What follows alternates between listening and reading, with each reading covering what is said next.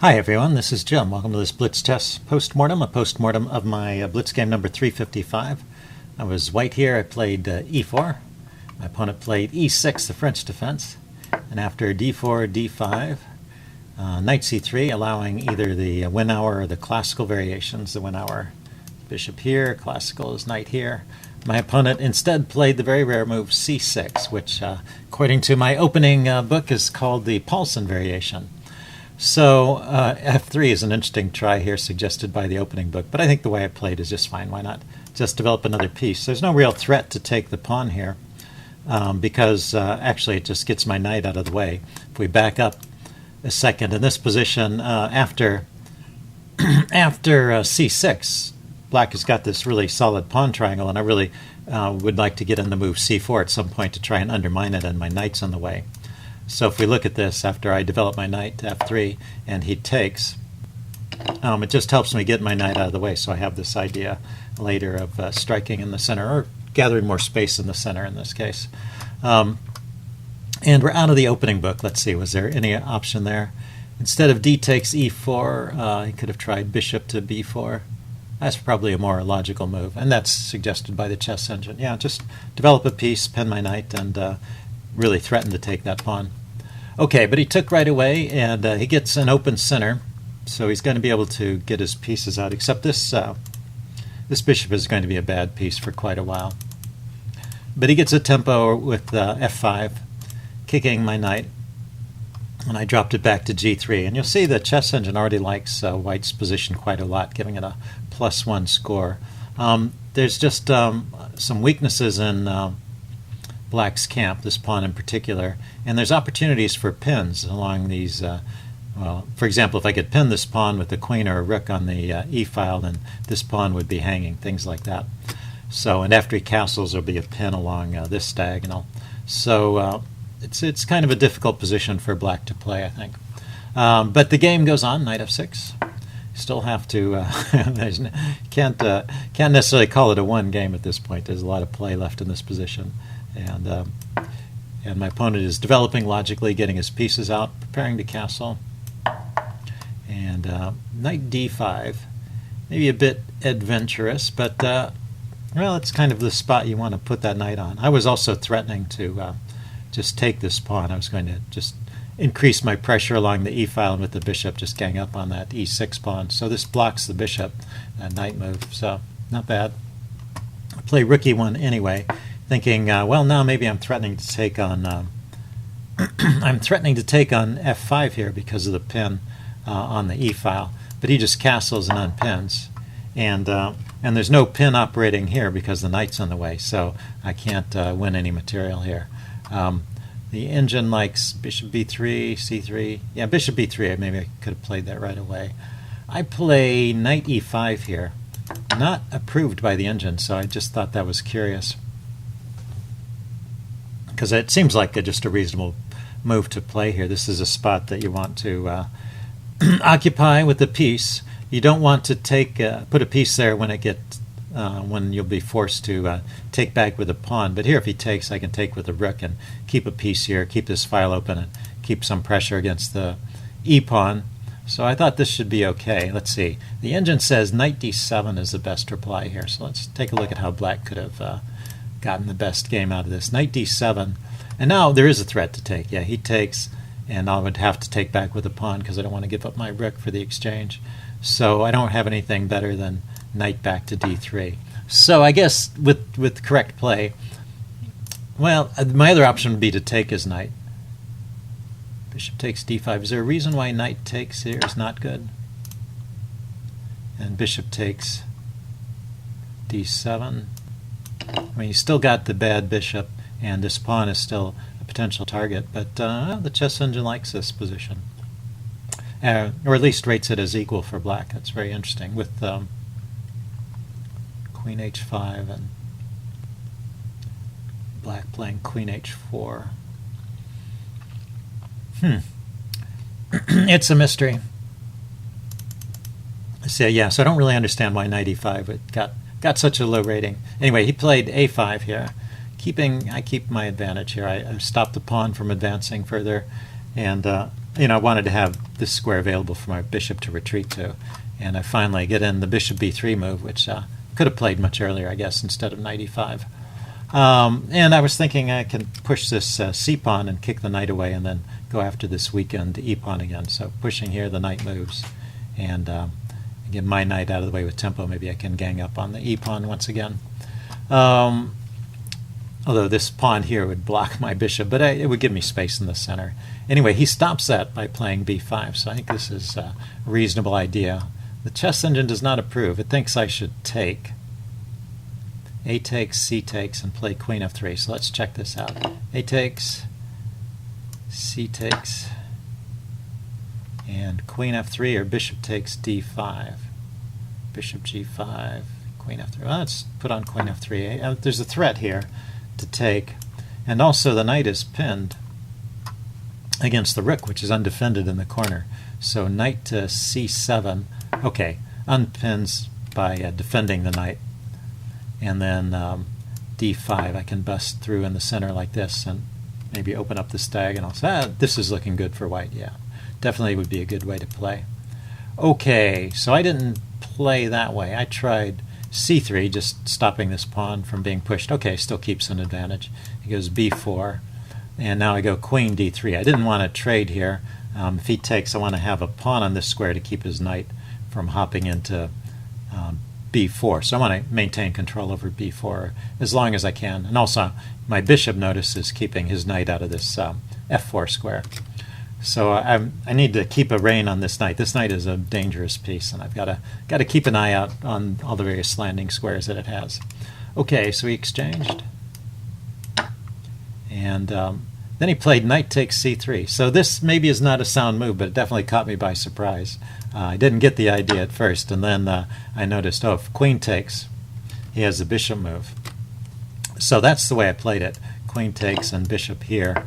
And it still keeps an advantage for white. In fact, it's about an even transition. But instead of just taking back there, I had other options. And the engine likes knight takes d7. So let's check out this engine line. Pretty interesting. Just he's grabbed a pawn, so I grab a piece, and he should take back. Take back with the queen or with the knight. Let's say he takes back with the knight, which was the engine recommendation. Then I have this pawn on e6 is hanging. So I get a pawn, but it's worse than that because it's now a dangerous discovered check. So I think he needs to move his king out of the way, but his bishop is hanging.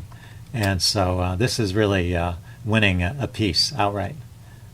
His knight here is not got a lot of squares to go to, and if I win that bishop, this knight is going to hang too, because it won't be defended by this threat.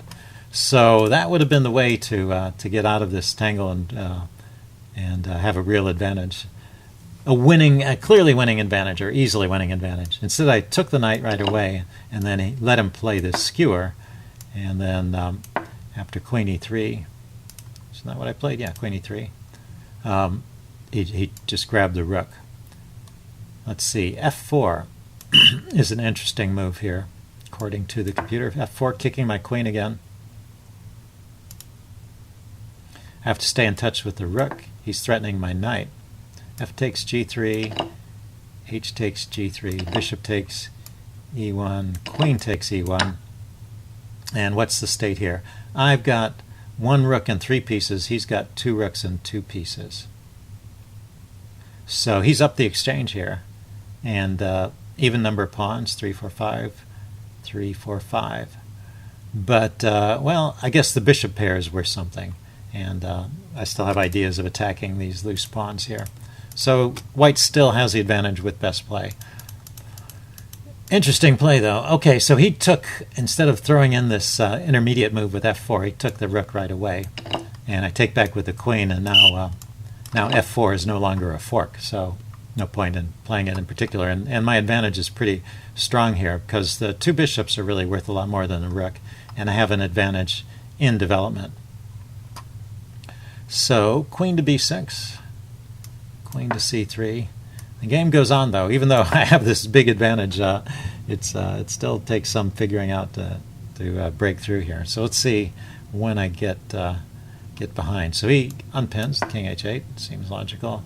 I took on d7 because I saw I was winning this material over here. He takes, and then I grab the pawn. So now I'm material up. I'm up a pawn as well as having 2 pieces for a rook. So definitely a winning advantage with correct play. So goes knight f6, bishop takes f5, get another pawn, and knight to d5. So since I grabbed this material, I allowed black some time to get his forces organized. So now his rooks are connected. They have a lot of scope. They can swing back and forth on the back row, as well as there's a lot of files for them to go after. His knight's in an excellent position, and I still need to develop my bishop. So in spite of the fact that I've won some material, I've conceded some positional advantages to black here. He's really able to organize his forces much better. So queen to b2 I played here. I'm trying to figure out how to... if I could just get the queens off, it seemed like it'd be an easy game. And also I want to develop this bishop. So he avoids the trade. Queen to c7. Now I get the bishop out to e3 at least. And he plays queen to e7, threatening to win a pawn over here. I go queen e2. And he goes rook a to e8. So piling up on the e file. But still, if you look at this, all this time I'm maintaining this big edge for white. But I'm not finding the killer blow that will put him away either. And in fact, I'm playing moves that are reasonable, right? Queen h5 is what I played here, and it's the computer recommendation. But it seems like he has ways to defend against all these direct threats. He plays knight f6, holding on to his pawn. I drop back to h4. He goes queen to b4. He's relatively secure over here, and now he's counterattacking my pawns. And I always have this problem with the weak back rank here. I have a rook guarding it, but if he gets organized here, there's a potential problem. I haven't made any lift for my king. Any luft. No space for the king to escape. I can, with knight h5, I thought just getting rid of this guy would open up some attacking chances on his king. He goes h6. So I trade off the knight. He takes. But so it did get rid of a defender, but it introduced a new defender, and this rook turns out to be doing a pretty decent job defending. And it also introduces potential ideas of doubling on the e-file too. So it's actually a better spot for his rook. It's more active here. But still, once again, I still have this huge advantage. It's just I have not yet broken through and won the game. Okay, queen to g4 it's recommending. I played bishop to d3, trying to reposition this guy. It was hanging. And he goes queen to c3, attacking my bishops. I go rook to d1. Okay, only move, defending it. And he goes rook f to e6. Yeah, so now he's doubled his rooks, and there's some dangerous threats starting to form here. Although, once again, I still have this +4 advantage throughout this part of the game. Queen g4.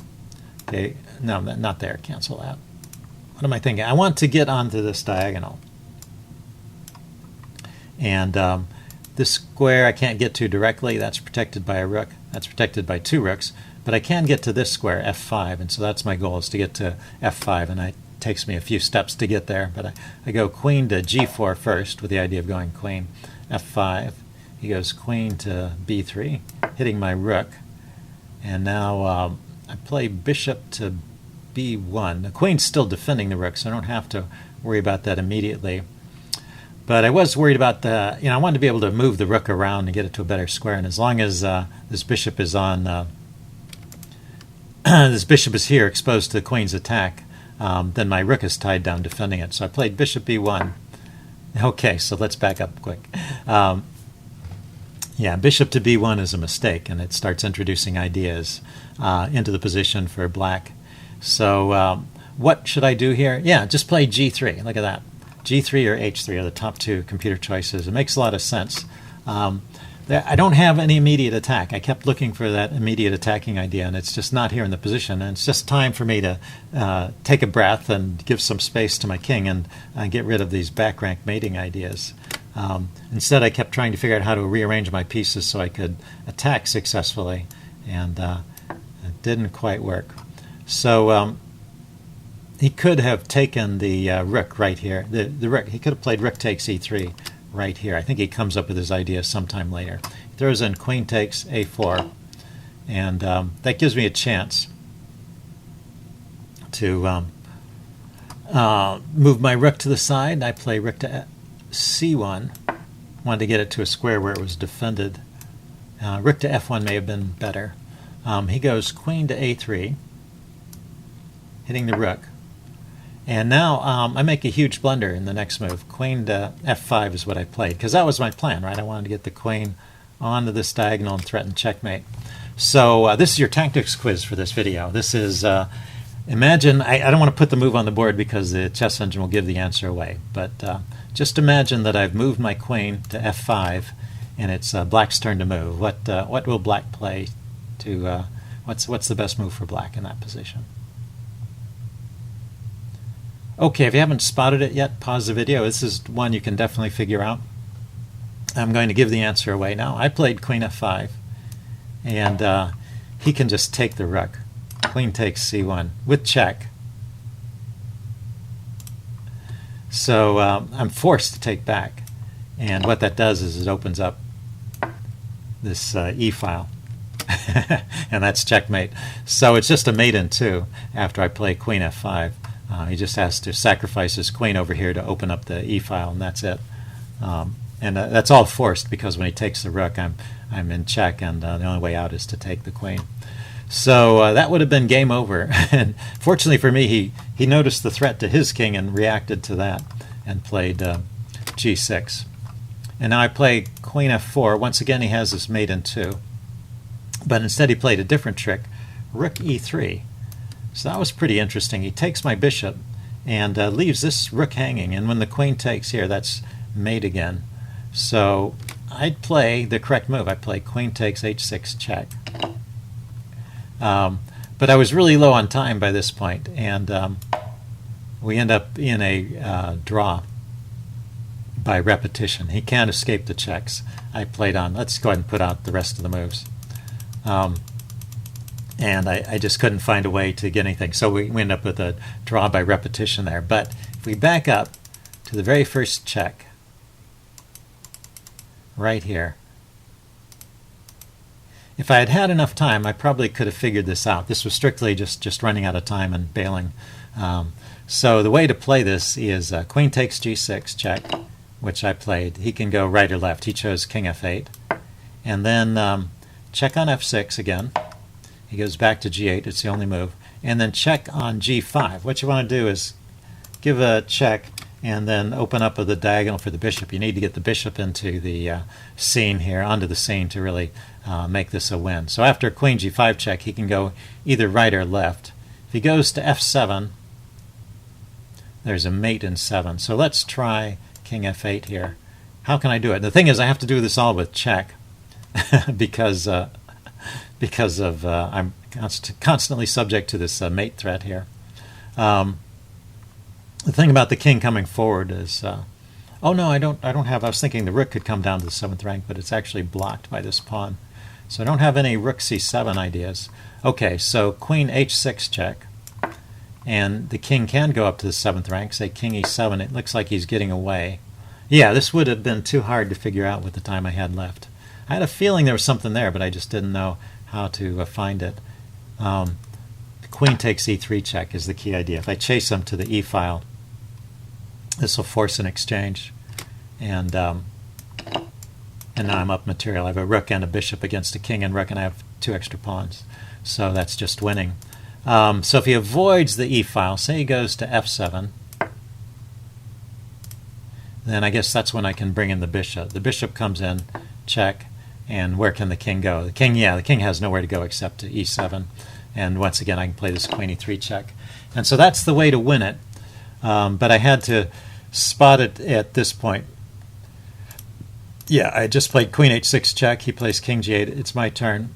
I knew I could maneuver this around, and I knew I could potentially get the bishop in with check, but I didn't see the mate here because when the queen drops back to g5 to allow the bishop to come in. Everything has to go with check, and it gives a little more room to his king to run around in. So I just wasn't seeing the final attack. But I missed this idea of driving the king to the e-file and then grabbing the rook. That's probably the key idea in this position. So, okay, let's go forward. I just played a bunch of checks and we got a draw by repetition, and that's how the game ended. Probably a fair result considering he could have won the game at one point as well, although I was leading most of the game. Anyway, interesting game. Hope you guys enjoyed it. Leave any comments you have in the section below, and I will see you again soon. Bye.